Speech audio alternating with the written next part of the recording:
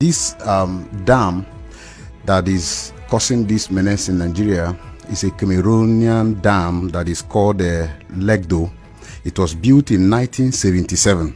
Okay, and there is an agreement they had with Nigeria when they were building this dam that Nigeria is also going to build a counterpart dam that is called Dasin Hausa Dam. Okay, this dam we are supposed to be 2.5 size of this Lado dam that Cameroon has built already. Yes, that Cameroon has built. Now, this dam that was supposed to be built by Nigerian government, we are supposed to be the one and cushioning effect of dam the one that of Cameroon the one has. that Cameroon has. And now this Cameroonian dam provides irrigation to at least over close to 15,000 irrigation farm. Okay, and these are own dam also supposed to provide irrigation to states like Adamawa, Benue, and all around that region. Yes, and also provide about 300 megawatts of electricity to that environment. But you see, Nigerian government, being a government that does not care about the life of the citizens, refuse to complete this dam, started and abandoned it. And to this effect, our people are being flooded. When Cameroon, and in 2013, Nigeria entered into another agreement with Cameroon that at least before you open this dam, because when there is an overflow, after it was opened in 2012, I think the first flood. Yes, in 2013 they had an agreement. And this agreement is that when the Cameroon dam is full and wants to release the excesses, that they should inform Nigerian government. For me, this is an irresponsibility, as long as I'm concerned, that the government chooses for Cameroonian government to inform them of when to open a dam and to prepare for the consequences, instead of building and completing a dam that they started since 1981. So it brings us to why we are asking this question, because we're aware that there is this work that can be done to completely avert the crisis that we're facing now. So why is the government not looking at doing it, one?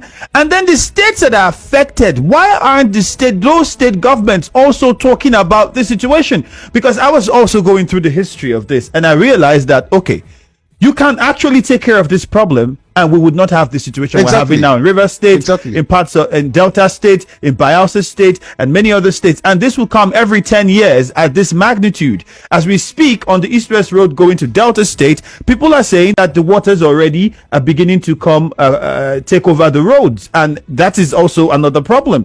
It might be a repeat of 2012. Well, we hope it doesn't get to that level.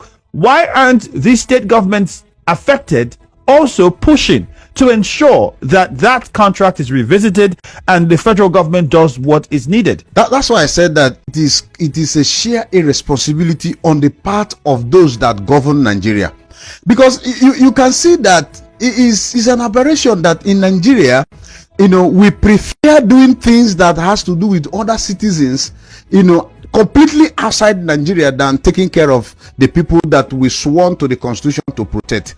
Okay, I think that all the states that are involved, the northern states and the southern states, and even in the middle belt, especially to Benue State, now it's taking over. The water is released it passes through River Benue. Exactly. Okay, so it's a responsibility on the part of government. I am thinking that now government should be talking about how to complete that dam, instead of talking about relief material. Did you watch in Anambra State, you see people dying? Did you watch and see in Benue people died? As I speak to you, the entire Edema has been cut off. I can't go to my village. Okay, even the East-West Road is an understatement to say it's about to. A part of East-West Road has already been cut off already. Okay, now if I'm going to my village now, I get to a point, Ikri Road has been cut off. If I get to a point, you have to use canoe. In fact, you don't need to even drive your vehicle back home. You get to a point, you use canoe and cross over, and then you continue. You get to another point, to use canoe and cross over. Look at to further buttress the irresponsibility of the government. If you get to Ibocha Bridge is directly opposite Nigerian Ajip Oil Company. okay, where that tank facilities are. Now, if you get to that bridge, there is a bridge there that has been built for over how many years? And now, water overruns that bridge as a matter of annually. And now, Rivers State government, as a promise, as a electionary promise, told us that they are going to build another road, which they have been constructing since 7 years in office and have not completed. And if you get to that part of the bridge, the other side of the extension of the bridge is also constructed at a level where water also overruns it. It's irresponsibility. Okay, now that part of Ebematu is cut off. The part of Imo State you can go through Imo State is cut off. The part through River State is cut off. And yet, this is a part of River State that produce, like you will say, the golden fish that laid the golden egg.